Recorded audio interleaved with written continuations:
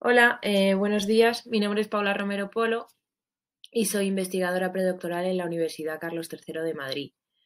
En primer lugar, quería aprovechar para agradecer a las organizadoras del Congreso por todo su trabajo, por la iniciativa y también por darnos la oportunidad de participar online. El título de mi comunicación es El concepto de escritura femenina para un estudio anticanónico de la literatura española actual. La idea para esta comunicación parte de un cierto malestar, que creo que conecta bien con la idea de molestia textual, que es el hilo conductor de este congreso, ante la revisión de la bibliografía sobre la historia de la literatura española contemporánea.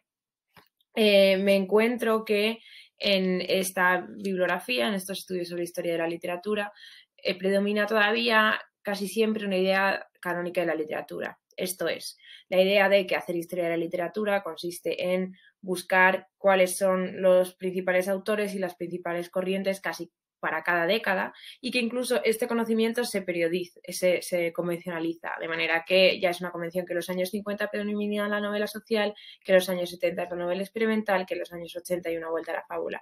Y esto se estudia así y se entiende simplemente que esto es hacer historia literaria. Y esto a pesar de las críticas que ha recibido la noción de canon. Pero lo que más me sorprende es que esta misma dinámica continúa a la hora de estudiar la literatura actual del siglo XXI, ¿no?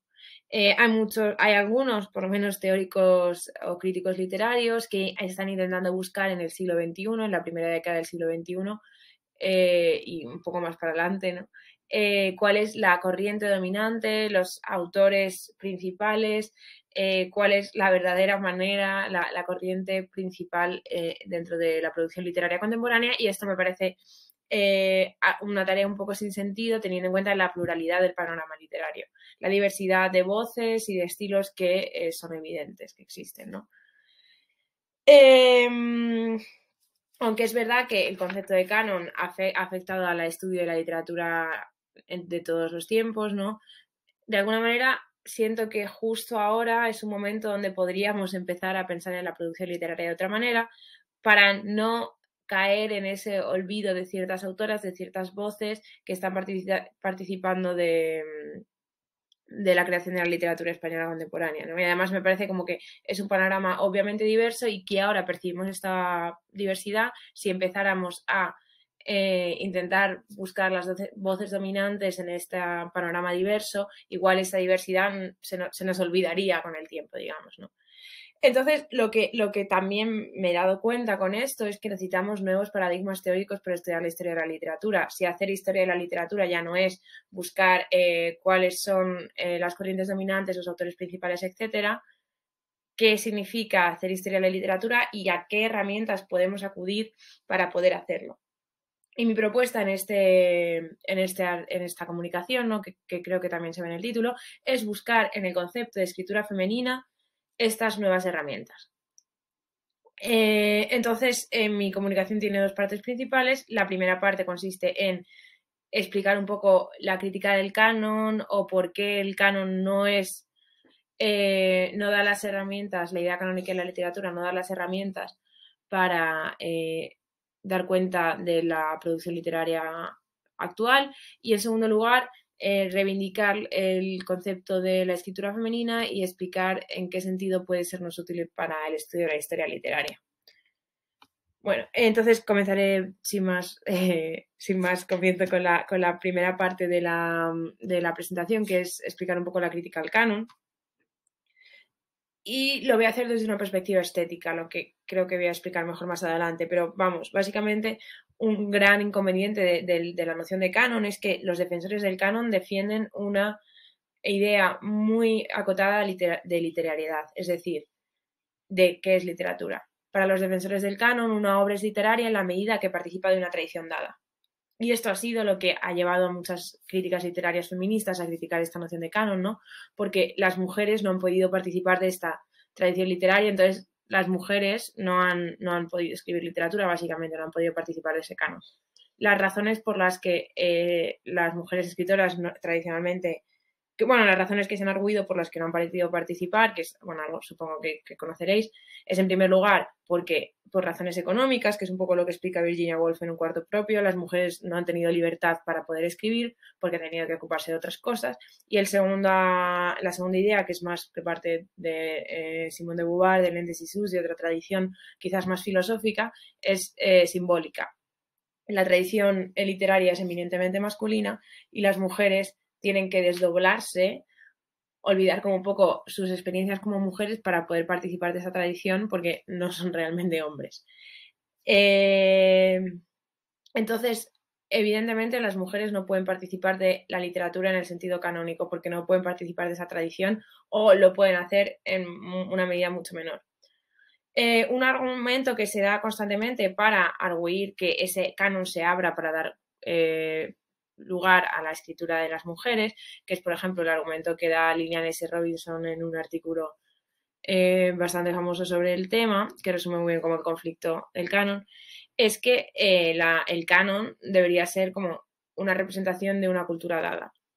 Y que si olvidamos a todas las escritoras mujeres, la mitad de la población, el canon nos dará cuenta de la realidad cultural, ¿no?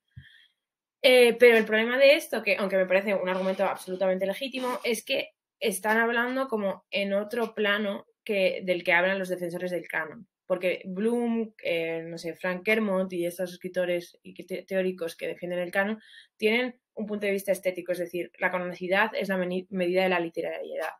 Mientras que Robinson y otras críticas con la idea de canon tienen un punto de vista más bien político que parte de los estudios culturales, aunque mantengan lo estético, sus argumentos a veces se salen de lo estético y eso hace que sea difícil como la comunicación bueno, la comunicación o el diálogo entre las dos perspectivas, ¿no? Entonces, sin deslegitimar para nada esa crítica, que me parece que de todas formas es necesaria, creo que es importante subrayar que desde lo estrictamente estético la idea de canon también es muy fallida y tampoco tiene sentido, ¿no? ¿Por qué? Porque deja fuera muchísimas voces, porque la noción de literatura como solo lo que participa de una cierta tradición se deja a un montón de voces fuera. Y esto es especialmente, de nuevo, verdad dentro de la literatura española, bueno, de la literatura contemporánea, donde cada vez hay más personas que escriben desde estilos distintos, de procedencias distintas, que han tenido experiencias distintas. Entonces, es una realidad muy diversa donde ahí también participan medios distintos, no solo dentro de lo literario. Entonces no hay una sola línea de continuidad, sino que las líneas de continuidad y las influencias son muy diversas y no se pueden rastrear en una tradición precedente.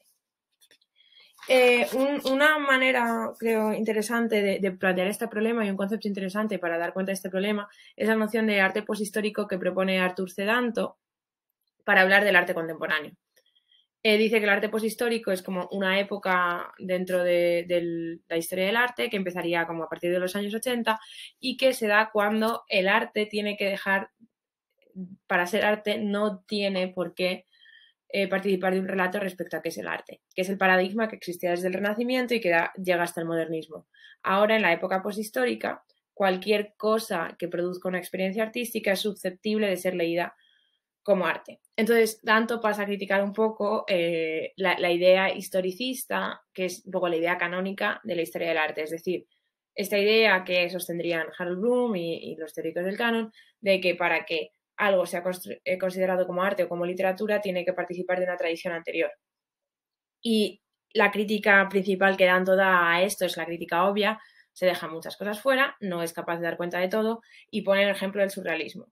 El surrealismo como movimiento dentro del modernismo muchas veces se olvida porque no sigue exactamente las mismas coordenadas que el resto del movimiento. Entonces, bueno, esto es una cita del libro, ¿no? Entonces es por eso por lo que el surrealismo está fuera de la historia. Aunque pasó, no fue una parte significativa del progreso. Entonces, los críticos literarios de este momento entendían que no era realmente arte, porque no estaba dentro de la narrativa oficial respecto a qué era el arte, ¿no? Bueno, y entonces este problema que Danto localiza a la hora de analizar el surrealismo se puede localizar en la literatura, bueno, el arte que fue producido por las minorías, que también no participa exactamente en las mismas coordenadas y de este modo se olvida. Aquí hay una cita muy breve de un artículo de Wendy Steiner, bueno, un capítulo de un libro de Wendy Steiner que se llama Rethinking Postmodernism, que entonces te habla de que solo la literatura postmodernista, que hablaba de unos temas muy concretos, podía ser considerada parte de ese movimiento y de esa narrativa respecto a qué fue el postmodernismo. Y el problema es que al final, dentro del postmodernismo, there is not progressive existential angst that is not white, male and ethnically unmarked. Así que solo los temas que vienen desde esa masculinidad blanca hegemónica son susceptibles de participar del postmodernismo como movimiento. Bueno, entonces al final la mirada poshistórica al arte contemporáneo es una mirada anticanónica y aunque esta mirada poshistórica tanto la propone para el arte poshistórico, que es el contemporáneo, evidentemente se puede aplicar como a la producción anterior, ¿no? Como han hecho las críticas con el canon. El problema de todo esto, que es el problema que ya estaba anunciando yo al principio, es que necesitamos una nueva idea de literariedad, es decir, qué es literatura, si la literatura no es lo que pertenece a una tradición dada, y una idea de valor literario, es decir, dónde está ese valor literario, cómo podemos valorar una obra literaria, si el valor literario ya no reside en que una obra perdure o que una obra se base en una obra anterior y la transforme, ¿no? Que es un poco las coordenadas donde juega la noción de canon. Bueno, para empezar quería reivindicar una idea de Toril Moy en Everyday Literature, Ordinary Language, que donde ella habla de que no nos hace falta una noción universal de qué es literatura, una idea de literariedad que funcione en todos los contextos, sino que podemos entender en general literatura como lo que una sociedad en concreto considera literatura. Y a partir de ahí buscar criterios más precisos dependiendo de para qué necesitemos esta idea de literariedad. En este caso, para lo que necesitamos es para buscar una idea de valor literario y creo que el concepto de escritura femenina nos puede funcionar como sustituto de la noción de canon, por lo menos en algunos contextos, y un poco como el contraste y la compensación, porque para mí significan como absolutamente lo contrario, ¿no? La literatura como canon es muy estricta respecto a lo que puede entrar dentro de esa idea de literatura. La literatura, el concepto de literatura que propondría la teoría alrededor de la escritura femenina sería mucho más abierto, sería mucho más plural. Bueno, sin embargo, el concepto de escritura femenina ha sido muy criticado en los últimos años y esto es algo que de nuevo Toril Moy explica en otro artículo que es I am not a woman writer. Y en este artículo da cuenta de dos críticas principales y por qué la idea de escritura femenina ha sido cuestionada en los últimos tiempos. La primera razón es por el triunfo de la premisa de la muerte del autor, que básicamente lo que quiere decir es que como deja de considerarse relevante quién es el autor del texto, el autor no tiene que verse como una fuente de significado, pues no nos deberíamos preocupar si la autora de un texto es una mujer o no. Y la segunda razón sería el triunfo de la tercera ola del feminismo, que de alguna manera intenta deconstruir las nociones de sexo y género en la que parece que se basa un poco la noción de escritura femenina. Bueno, mi idea, Toril Moy pasa también como a defender el concepto de escritura femenina a pesar de estas críticas y mi idea es que también defenderlas y partir de la idea de que estas críticas parten más de lo que normalmente se entiende por escritura femenina o lo que se ha hecho desde la crítica y el análisis con este concepto, más que de la teoría alrededor del concepto de escritura femenina, que creo ya es consciente de estos peligros. Bueno, entonces voy a desmontar las dos críticas. Para empezar, la de la muerte del autor, luego la segunda. Para desmontar la crítica y la muerte del autor, Toril Moy ya recurre al pensamiento de Nancy Miller, que dice que la figura autorial masculina que ataca el postestructuralismo no tiene nada que ver con la subjetividad femenina. Es decir, Barthes y Foucault criticaron al autor como figura de autoridad y fuente de significado, pero la manera en la que históricamente se ha construido la subjetividad femenina no tiene ese peso y por tanto no tendría por qué ser criticado, ¿no? Sino que esa subjetividad sería más abierta, etc. Y bueno, de este modo la subjetividad femenina sería antifalocéntrica porque no propone un significado cerrado para un texto. Esta es la crítica de Nancy Miller y a ella le añadiría otra, ¿no? Y es que hay algunos autores que hablan de escritura femenina y entienden que la escritura femenina es una posición, es decir, no se vincula a un cuerpo de mujer, sino que a una autora concreta, sino que la escritura femenina es simplemente una posición que se toma en el texto, ¿no? Y en ese sentido no tiene por qué ser esa fuente de autoridad. Esta es una segunda, una mirada que seguramente Nancy Miller no compartiría, pero bueno, creo que también es legítima. Y nos lleva a la segunda, ¿no? Y es que el sujeto mujer que se propone en los textos, a la segunda crítica, ¿no? Y la defensa ante la segunda crítica. El sujeto mujer que se propone en los textos respecto a la escritura femenina no es una mujer esencializada, no tiene unas características que le hacen femenina de ninguna manera, sino que es una alteridad radical. Es absolutamente lo contrario, lo que ataca el sujeto que sí que está fijado y que es coherente, moderno, racional, masculino. Así lo definen como muchas autoras que se dedican a discutir este tema, ¿no? Como Isolina Ballesteros, Craig Owens o Hélène de Sissus. Isolina Ballesteros, por ejemplo, dice que la alteridad radical que presenta el sujeto mujer en la cultura patriarcal sirve para deconstruir ciertos conceptos que habían predominado en la cultura occidental, como los de la verdad, el conocimiento, el poder, la historia, el yo y el lenguaje. Es decir, simplemente es como algo que se enfrenta a algo que ya está cerrado, pero lo que se enfrenta como esta escritura femenina no está cerrado en sí, sino que simplemente es lo que va a abrir lo que de alguna manera ya está cerrado como una unidad orgánica, ¿no? De modo parecido, Hélène de Sissus, que además es una autora que se le ha acusado como un poco de caer en ese esencialismo y tal, porque anima a las escritoras a escribir como mujeres y eso. Bueno, esto es como una cita, la voy a leer en inglés. It must be said that in spite of the enormity of the repressions that has kept them in the dark, them women, that dark which people have been trying to make them accept as their attribute, there is at this time no general woman, no one typical woman.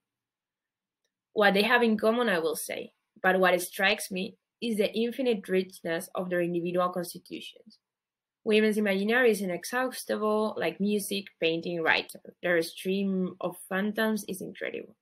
Bueno, pues esta idea de que lo que es la mujer y no es una mujer, sino que son mujeres y que esa apelación a la mujer como idea es una apelación a la apertura, a la pluralidad, a lo polisémico de alguna manera, ¿no? Entonces, aunque es verdad que el concepto de escritura femenina se basa en hablar de lo femenino, en ese binarismo, precisamente se vale ese binarismo para subvertirlo, para atacar como al sujeto cerrado que sería el sujeto masculino.